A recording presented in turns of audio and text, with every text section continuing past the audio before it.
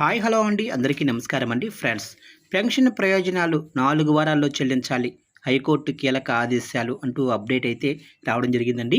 అయితే ఇందుకు సంబంధించిన పూర్తి వివరాలు అయితే మన వీడియోలో తెలుసుకుందామండి.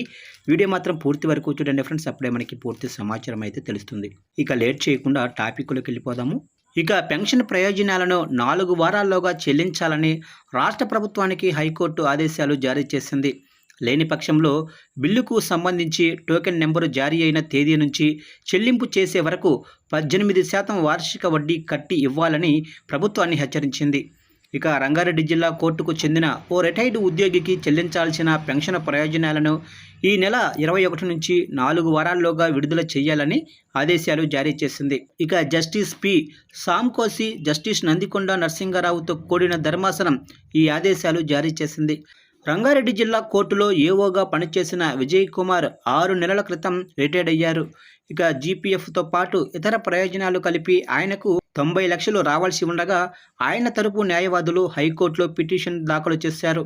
ఇక దీంతో వాదనలు విన్న కోర్టు 4 వారాల్లోగా విజయ్ కుమార్కు రిటైర్మెంట్ బెనిఫిట్స్ అందించాలని ఆర్థిక శాఖ ముఖ్య కార్యదర్శి సందీప్ కుమార్ సుల్తానియాను ఆదేశించింది.